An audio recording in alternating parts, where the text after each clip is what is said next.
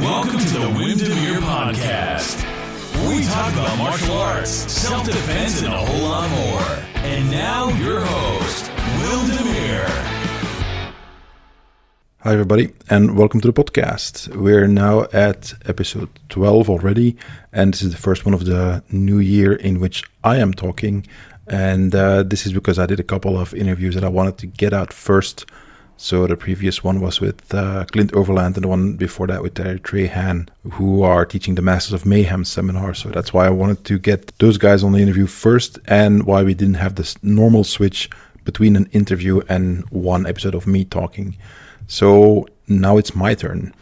So first of all, what's this episode about? I'm going to talk a little bit about some news, and then mention two things: the video platform that I have live now, my first year of Patreon, and then we're going to do a quick Q&A. So first up, what's new? Well, my rehab is going reasonably well, in the sense that even my physical therapist said that I was making huge progress. So I think I can be quite happy with the results so far. I had my surgery in December, I think it was the 13th. So it's been about a month and a half now. And we're getting to the point now where I'm actually allowed to strengthen the muscle again, as opposed to just stretch it and work on mobility. So that's obviously, if you've gone through shoulder surgery, you know what that's like. That muscle is very weak. So it needs to be trained again. And that's where I'm at right now, using 2-pound weights to strengthen that little muscle in my shoulder. So that's what I'm having a lot of fun with nowadays, and doing every day my rehab, and a little bit of training outside of that, but I still have to be careful. I can't really use that arm or be too explosive without risking re-injuring the supraspinatus muscle that was reattached. I don't want it to tear again, so I'm being a really good boy, listening to the doctor, listening to my physical therapist, and not really doing anything out of the ordinary. So that's with my progress, and also a huge thank you to several people who stepped up during my forced period of basically not being able to work. A couple of people helped me out financially. A couple of people helped me do some work that I could do, from home, and that made a huge difference with just being able to, well, as I'm self-employed, if I don't work, I don't have an income. So if you're out for at least a month, in my case, that's a pretty big hurdle to overcome. So again, a huge shout out to the people who helped me. You guys know who you are, and I know you prefer to stay under the radar, but just wanted to mention this publicly, that a lot of people stepped up, and I am very, very appreciative for it. So that is the first update on my end. So that's my rehab. It's going fine, and if, as far as we can tell, I will be able to resume teaching my classes again in a few weeks. My students have been asking for it, so I'll be doing that again slowly. I started working again. Obviously have to be really careful. I can't do everything with my clients that I normally would, but again, you have to earn a living somehow. So I started working again, and that's going fine as well. And I managed to finally get all my Paladin Press videos online, and that's the first real topic that I want to talk about. So how can you get to those videos? Many people of you have asked me since they heard about Paladin Press shutting down a little while ago. They contacted me and asked me, how can we get your videos? It took quite a while to figure everything out. There were some ups and downs working with the site that I finally settled on to use as a platform. But they are now available at the following URL. So my last name, Demeere.pivotshare.com. And Pivotshare is PIVOTSHARE.com. Demeere.pivotshare.com.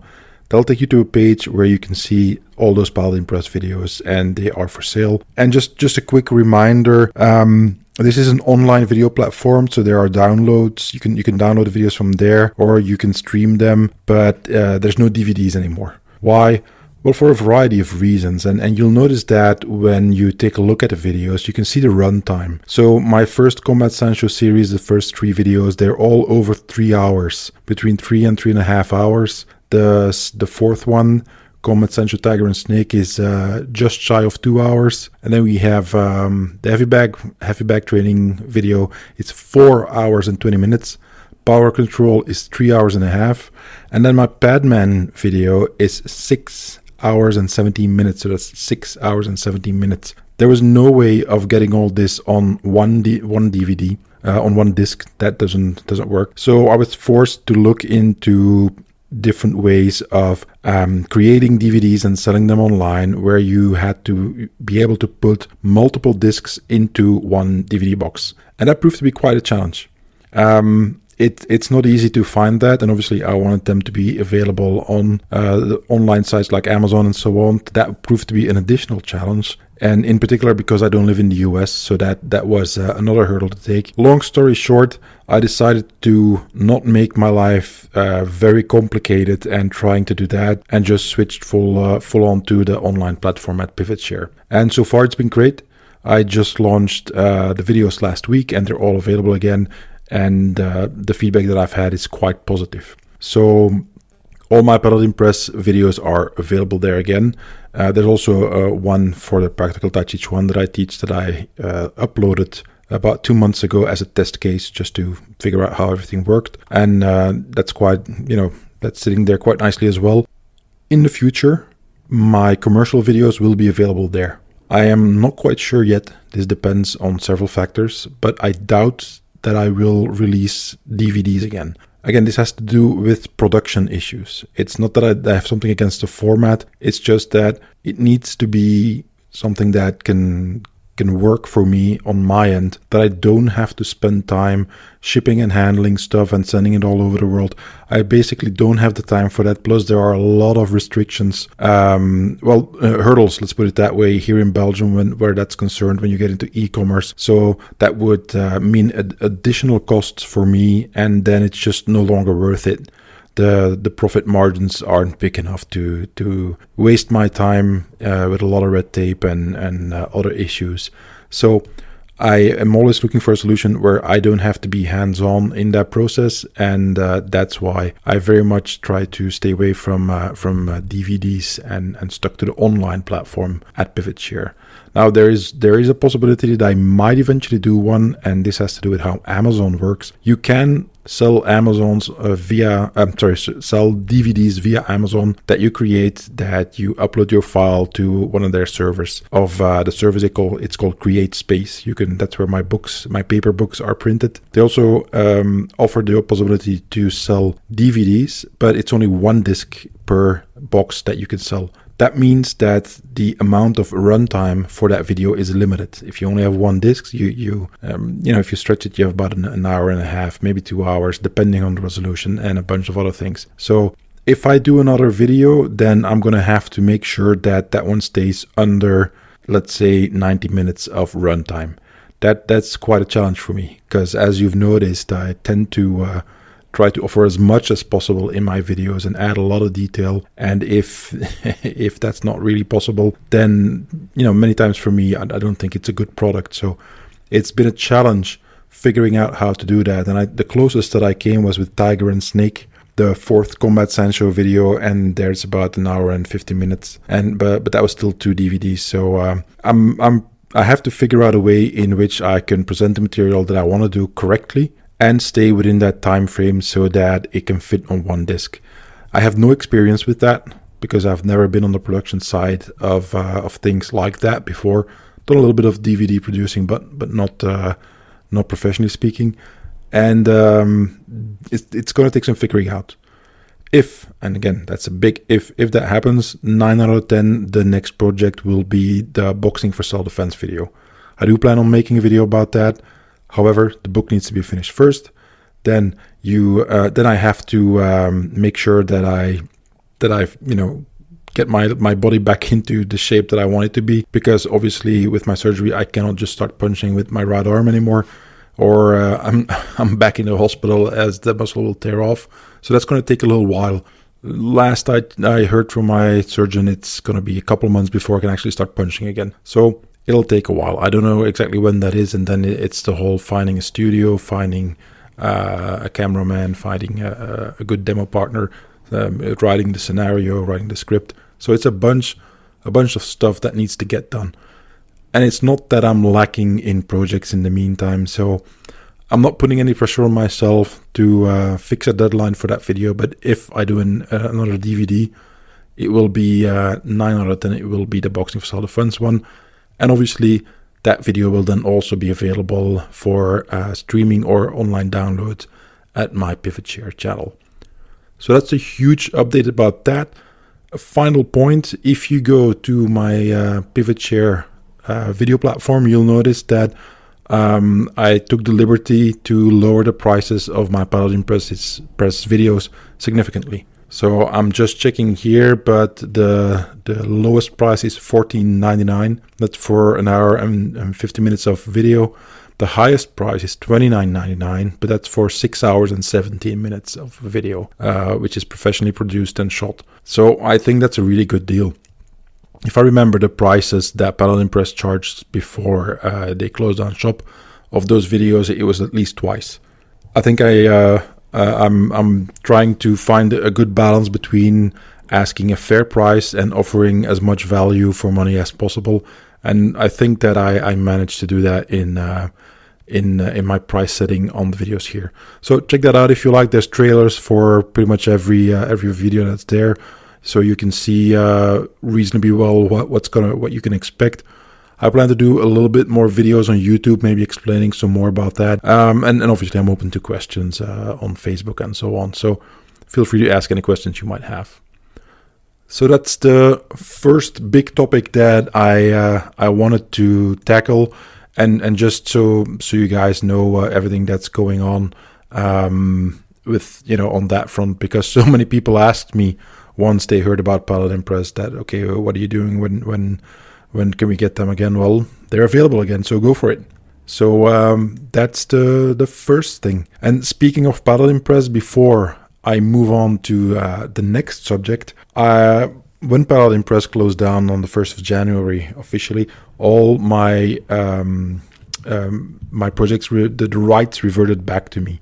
So I got back my rights to the videos, but also to the heavy bag book. And I just today received back the ebook version from the company that I'm using to reformat that book, because I made some changes, some small changes, and I also wanted to have a different layout for both the ebook and the paper version. So I just received that back. I'm going to go over it this weekend, send that one back. If we can figure out everything that needs to be figured out and fix whatever needs fixing, then they can start on the paper version, and then I have to get a print proof sent to me from the US, because that's where the printer is with Create Space. And when I can approve that, then the book is going to go live. I'm going to do the same thing. I'm going to put it on Amazon, both as an ebook and as a paper version. And the pricing will probably be something along the lines of my leg kick book, which is, if I'm not mistaken, and I'll just quickly look this up. I think that the ebook, that's about $4.99, and the paperback is $15.99, which I think is a fair price for such a book. And I'm gonna make the heavy bag pretty much the same pricing, which is, again, I'm trying to be reasonable with my pricing, not go under the market prices, but not go over it beforehand. And the last time I checked, when Paladin Press still was the publisher of my heavy bag book, the price was, I think, $35 for both the paper and the ebook version. So in my opinion, that was overpriced. But, that's how the publishing business works. As an author, you have pretty much zero say in those kinds of decisions. Now the rights are back in my hands, so I can do whatever I like, and that's what I'm going to do. So that's the big update on everything related to Paladin Press. I was sad to see them go. Actually, I had expected that they would have been taken over by another company when the founder, Peter Lund, passed away, unfortunately, last summer. But apparently I was wrong. And then that means that, it's all going back to the authors.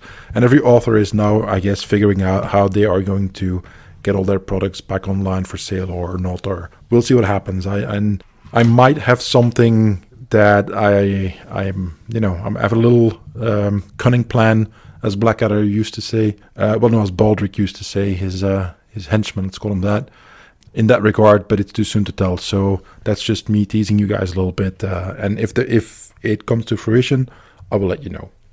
And that's it for the first topic. Moving on to the second one, and this is actually one that I'm very glad to talk about. It's now been 1 year that I started my Patreon account. And for those of you who don't know, Patreon is like continuous crowdfunding. It's a platform where you as a creator, which would be me, can create whatever you like. In my case, that's blog posts, videos, books, and so on. And then you have patrons, people who support you, and they can do so on a monthly basis, and they can sign up or stop supporting you whenever they want. And it's just a way for people like me, authors and so on, to have pretty much a continuous source of funding for the content that you bring out. I was dubious at first. I'd heard about Patreon for years already, and I didn't really know, is this a good idea or not. So eventually last year, about the end of January, I talked about somebody, and he said, why don't you just go for it? You've got nothing to lose. I said, well, that's actually a fair point. So I did. I said, screw this, I'm going for it.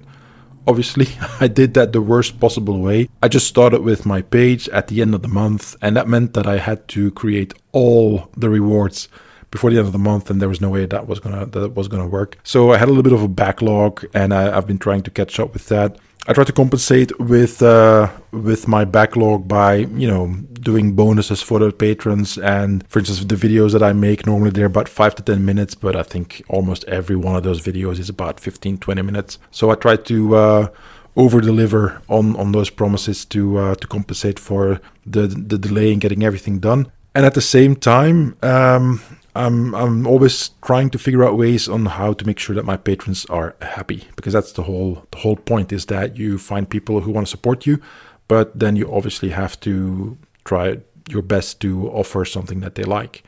So the way that I saw my Patreon page from the beginning, and the way that I'm actually using it, is like a membership site. And this is one of the things that's been around on the internet for years now. It's just that you pay a fixed fee every month and you get access to content that isn't available elsewhere. And that's pretty much what I've been doing for the last year, is just trying to find ways of getting different types of content that I would be interested in doing, and then giving it to my patrons. The feedback has been very positive. It's always a strange thing for me to see that when I get that email from Patreon says, "Hey, you've got a new patron who signed up for what you're offering," and it always blows my mind, because I'm just a guy sitting here behind his desk on his computer, writing his little blog posts and books and making his little videos. So it's always very nice to see that people appreciate that. That's my point. So that's been going on for a year now, and I've got a bunch of content right now. I was just checking it yesterday. And I'll explain why in a bit. I have a bunch of videos already. I got the newsletter, got a lot of stuff there. And I actually want to do a lot more. And that brings me to the goal of Patreon. I thought long about what my goals would be, because that's Patreon suggests that you need to set goals, and then your patrons help you achieve those goals. So my goals all have to do with making it easier for me to write blog posts, write books, and create videos, because that's what I really like to do. As you know, my job is it's changed over the years. Originally, I was a personal trainer, teaching people martial arts, self-defense, fitness, and so on. For the biggest part of my career. Then the last, I think it's 6, 7, maybe 8 years already, it started changing. I was getting asked to do more workshops and seminars in the corporate environment, and that changed into things like team building, and then eventually I developed a set of workshops that is focused on what you can take from martial arts and use it in a professional context in whatever business that you're working in. And that's been going quite well. I'm spending more and more time on that, which is a lot of fun, because I get to go to all sorts of companies, really big multinationals, smaller companies, local ones, and everything in between, and just share what my passion is, and I try to help people, use some of the things that we in the martial arts take for granted and that they actually find useful. which at first is surprising to them when they see how many similarities there are into being a professional in whatever job you're doing and in being a martial artist. So I've spent more and more time doing that as well. One of the main reasons why I like that a lot is not just obviously because I get to meet new people all the time and teach, but also because it allows me to maximize my time. Meaning when I work as a personal trainer, I'm just on the road all day going from one client to the next. If you know anything about Belgium, you should, and you can look it up on Google, worst traffic in the world. Belgium is way up there. Our traffic is actually worse than Los Angeles for those of you who live there. So look up the traffic in Antwerp and in Brussels pretty much any time during the day, my daytime obviously. And you'll see that on Google Maps it's all red. It's just all gridlocked. So the last few years I was losing a lot of time on the road, and that's why I was looking for ways to maximize my time. And obviously Patreon is one way of doing that. It's I create something once, and if a bunch of people like that, then I get remunerated for that, and that scales. That's the key thing. Because I never forget what one of my clients told me, and he said, you can calculate exactly how much you can earn in a month. And I said, what do you mean?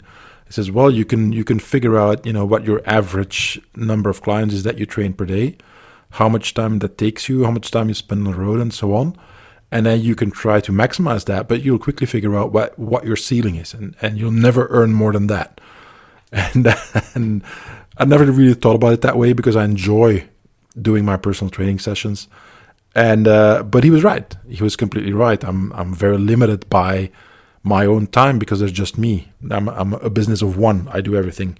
So there's no outsourcing it to somebody else. There's no delegating. It's just I do everything. And if I don't go to clients, well, there's no money coming in. So I need to be able to, and that was my take on it. After he said, I said, okay, that makes sense. I'd already been writing. That scales because you can write a book, and if 10 people buy it or 10 million people buy it, it doesn't take any more work from me.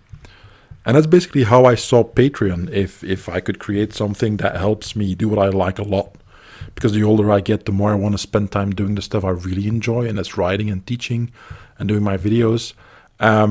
So I saw Patreon as a way to try to scale that a little bit more. And it's been going quite well. Nothing spectacular. It's just helped me do a bunch of stuff. For instance, you guys might have noticed my blog, wimsblog.com. It changed to a much better host. The web host that I'm at now is just a lot faster than it was before, and it made my site quicker, more stable, so the experience for you guys is a lot better. But most of all, I managed to, thanks to my patrons, get a web host that does all the maintenance for me. So I don't have to worry about upgrading anything. I don't have to worry about if there's a DOS attack and somebody wants to knock out my site or their servers are attacked. It's not my problem. They fix that. They take care of it. I don't have to worry about anything. And that's been a true blessing. Because you guys have no idea the amount of crap that I went through with my blog. It's almost been 10 years now, and I've been with Bluehost for the longest time, and I stopped working with them recently for a couple of my other sites that I have, WimDemeerePage and then Panlong Academy, which is the one for my school. And that was a horrible experience, just closing my accounts with them. They made me go through hoops. They made it impossible for me to get a refund for the time that the time that would revert. Well, how do I say that? Because I wanted to stop before my year was up with them, and then they refund you the remaining time that you have, and they made that impossible. So they basically kept that money, and they made it impossible for me. They refused an official governmental ID, and they claimed that that's what they needed to know that I was actually the person who was contacting them. I said, "Come on, guys." I mean, they locked me out of my account. My account worked fine, and the moment I asked for a refund, all of a sudden I get locked out of my account. So I was very happy with Bluehost in the beginning years, and then they started, going the wrong way, in my opinion. And the way you treat your customers when they want to leave you, that says a lot about you as a company. So I can never recommend Bluehost again. I really don't want to have anything to do with them anymore. And thanks to my patrons, I don't have to, which is awesome. So that's what Patreon has done for me. On the other hand, it's also allowed me a bunch of stuff. I bought the microphone that you're hearing me talk to right now, which is a Blue Yeti, which is one of the better microphones out there for podcasting. It's not cheap. It's not the most expensive. There's crazy expensive mics out there, but it's a really decent one. So and that really helped the quality of the podcast, because the first few episodes that I did, you can if you are brave enough, you can listen to those. The content is good. I mean, I did an interview with Lauren Christensen, and that was really fun. So it's interesting, but the quality of the sound is so much less than with this microphone here, thanks to my patrons. Same thing, the podcast, the files, the MP3 files that you guys download to listen to needs to be hosted somewhere, and that needs to be paid, and that's all thanks to my patrons. I have a lot of gratitude towards my patrons and especially the people who supported me very, very quickly from the beginning. I announced my Patreon page, and immediately a bunch of people stepped up and signed on, which that floored me, because I truly didn't expect that. So I'm extremely grateful and very happy for that. So I wanted to do something special for the 1 year anniversary, and what I did, and that's gone live today as I record this. So that's February 2nd of 2018. I did double duty for the content in January. So every reward tier that is out there, I created twice that reward. What does that mean? Well, there's if you go to my website now, to my blog, wimsblog.com, and I'll put a link in the show notes so you can find it. I put up a bunch of videos that I made for my patrons, but you guys get to see them all for free. It's just a way for me to let everybody see what kind of stuff you can expect on my Patreon page. But at the same time, my patrons also get 4 more videos at the different reward tiers that they sign up on, that you guys don't get to see, obviously, because they pay for that. That's the whole thing with the membership side. So they get double the content than they were expecting for this month, and that's just what I wanted to do to make sure that everybody's happy, and just give something back, especially for the people who were there from the beginning and helped me get started with my Patreon page. That's what's there now. So what can you expect with those kinds of things? Well, if you go to my blog and especially that link, and I'll put it in the show notes. There's a 30-minute Q&A. Somebody asked, what's the value of traditional weapons? Learning those kind of things and use them nowadays, for instance, with improvised weapons. 30-minute talk about that. Then there's an other one that I showed, my violence analysis video. That's me taking a video of an incident that you see on CCTV or somebody shot with a cell phone, something to do with violence.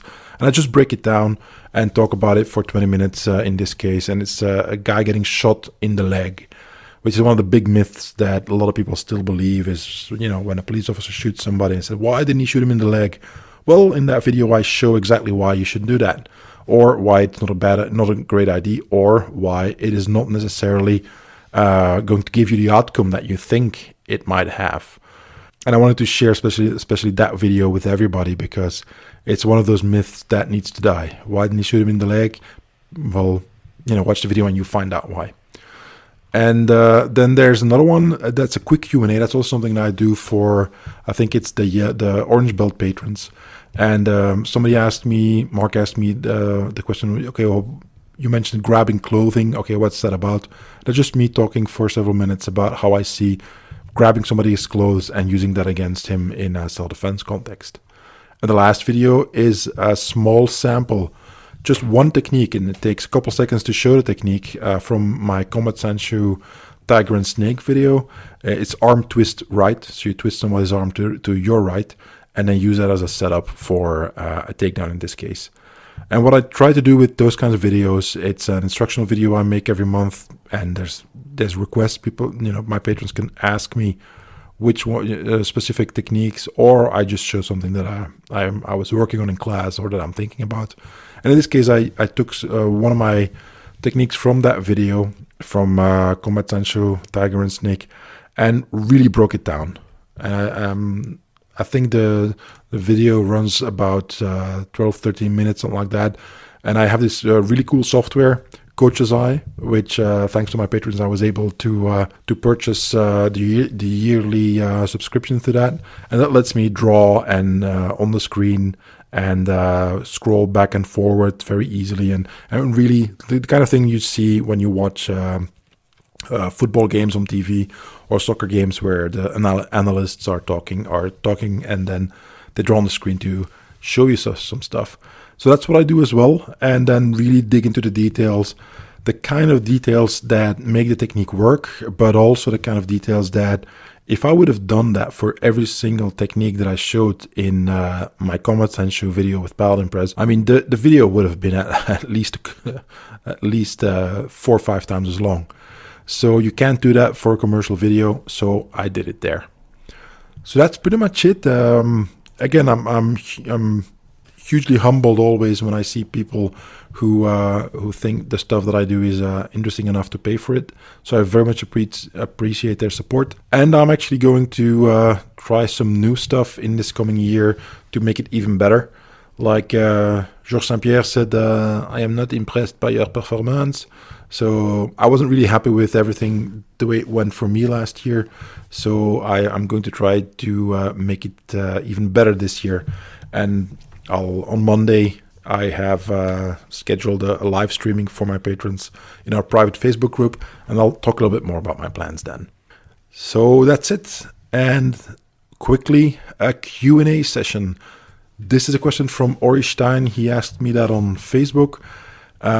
Quickly reading, I wanted to ask for the Q&A, how was your Kung Fu experience in those days when Belgium was a small country?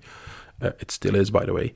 Because you had a very good chance to learn good styles that influenced your work and compete in the ring. I recall that we had no good teachers and charlatans, and the wave of ninjutsu and Shaolin movie trend started for me many years after the beginning of the millennium, and it gives me a good index for real Kung Fu. It's a little bit of a complex question there. So what was it like in Belgium when I started training? It's been a long time. It's well over, I think it's about over 30 years ago for me when I started with my Chinese martial arts training. I just went to the teacher that was there because there was very, very little choice. Before that, I was studying judo and jiu-jitsu in the club in school that was there, but there was little else. And it was just by accident that I saw a demo of my Kung Fu teacher and I started training with him because I thought it was pretty impressive what they showed. This is very strange for people nowadays who start with the martial arts to understand, but there was no YouTube, there was no internet, there were no DVDs. There were some what we call VHS cassettes. So that was a different carrier that no longer exists. It's hardly ever used anyway. There were some books, but not as many as today. So finding quality instruction in martial arts was quite difficult. And Belgium is a really small place. We have a long tradition for judo, but we didn't really have a big tradition on Chinese martial arts. So I just happened to be lucky that my teacher started a class close to where I lived, and I went there for years and years on end. My experience with him, it was rough training, but I liked that. We did 1 hour of warm up and conditioning, and then we did 1 hour of training, and he would beat us with sticks, and we'd do a gazillion push-ups and crunches, and he'd have us run around and throw stuff at us, and we'd have to duck. And if we didn't duck, it hit us, and then we had to do some more push-ups and all sorts of stuff. Just really, rough and tumble training, and I enjoyed that. I enjoyed it a lot. I learned a lot, especially about training. His teaching style was very, very old school. There are good and bad parts to that, obviously. I nowadays don't train anywhere near the way that he would teach. I mean, I teach completely different. The way I train is completely different. I've changed, I've evolved. But also what we need to say is that sports science has evolved, so we know there's a lot of stuff that we know now that is not really good for your body if you train that way, and we found better ways, and that's going to continue to happen. The way I teach now is probably not going to be the same than the way I teach in 10, 20 years. I enjoyed the training a lot. I enjoyed the physical aspect to it a lot, and I had a good time. And I would come home after each class and train some more in my room because I was afraid to forget, because I wasn't really all that coordinated. I was not very flexible. I was strong for my age, that was true, but I wasn't really fast. I was pretty slow. So I just trained a lot more than I think everybody else, and that's why I made good progress. And I kept on doing that. So that's one of the main things that my teacher would say. He said, Kung Fu means hard work, and he taught us that. Now, that said, we also had a bunch of charlatans in Belgium as well. There was one guy who he ran a school, and he had a bunch of he had a store as well where he sold martial arts goods. And when you went to his store, you could see there was the big poster. And if you remember the poster from Enter the Dragon with Bruce Lee, with his in his black pants, and his upper body was naked with the claw scratches and marks on his body already. That fighting pose he was famous for. Well, that guy had that big poster hanging there in his store, but he cut off the head and replaced it with a picture of his own head. So that was that. And I went to one of his classes just to watch, for sitting on the sidelines, and it was a horrible class. It wasn't really good at all. So we had those kind of charlatans as well. We've had people who created and invented their own style. We had guys come over that were really no good at all, but they were Chinese, so people assumed they were good. And they were really great teachers as well, mind you. I'm not saying there weren't any good ones, but we're talking about the charlatans now, and we had a bunch of those as well. And because we couldn't compare back then, it was very difficult to say something about them. And it was very difficult to know, well, what is the real Kung Fu? What is the good stuff? It took some years to figure that out, and I was very fortunate to find many different teachers and other practitioners who actually would train traditional Kung Fu and have skill at that, not only as martial artists but also for self-defense or as bouncers and so on. So I was very lucky to find a bunch of people, and slowly made my way to figure out what I think was good martial arts, and I kept on doing that. Just a quick sidebar on that. You asked about, did it influence your work to compete in the ring? Nope. I always saw my competitive fighting, my combat sports fighting, as different from both martial arts and self-defense. I didn't mix them. There was a little bit of an influence, a little bit of an overlap, because there are similarities, of course, but as I always say, the differences are just as important. So that's not something that I really talked about, that I really used in the ring. I saw some guys try that. I remember vividly at a tournament where a guy, and this is a full contact tournament with relatively little rules, and pretty much anything goes. And he was just doing the traditional Wing Chun thing and standing in a neutral stance like Ip Man used to do, and with his extended guard. And he just got floored because he had no footwork. He had no concept of how competitive fighting really goes, and he just got floored. So I never tried to do that. To be clear, I am not saying that Wing Chun that there's anything wrong with that. What I am saying is that in a competitive environment, the rules determine the techniques. And we've seen that over and over again. When you look at, back in the day, karate was the big thing. And then kickboxing came along, and the karate guy said, no, we can do that. And then they noticed that, well, it didn't really work like that. So they started learning kickboxing, and then Muay Thai came along, and the kickboxer said, yeah, it's just leg kicks and knees, we can do that too. They got their asses kicked by the Thai. And then they learned that, okay, well, maybe it's a little bit different. And then we get MMA, and a bunch of guys says, well, I'll just stuff the takedown and beat the guy up on the ground. And they noticed that, nope, it's not enough. We need to know how to fight on the ground as well, and so on. So it's not about one style being better than the other. It's just competitive fighting is very different from what I would say self-defense is. And martial arts, traditional martial arts in particular, have very specific reasons for doing the things they do. If we are talking about what you said, real martial arts, if the tradition is not completely shattered and the style isn't broken because the knowledge wasn't passed on correctly, which is a whole other thing that I'm not going to go into today. So I had a blast back in the day when I was a teenager learning Kung Fu, and I really enjoyed it. I trained hard. I really had a blast doing that. I wasn't forced to get into touch with too many of the charlatans. They crossed my path every now and then because, again, it's a small country, so it was inevitable. But I stayed away from them, and they stayed away from me, and that was pretty much fine. And sure, when the Shaolin trend started, there was an uptick in students and so on. But people wanted the fantasy and not the real work, so that faded quickly. So I hope that's a good answer, Ori. I just tried to give you a little bit of the background from how it was for me. Mind you, that was just me. Maybe some other people here in Belgium, they have different experiences. Ask them. I have no idea what they want to say, but this is just my personal experience.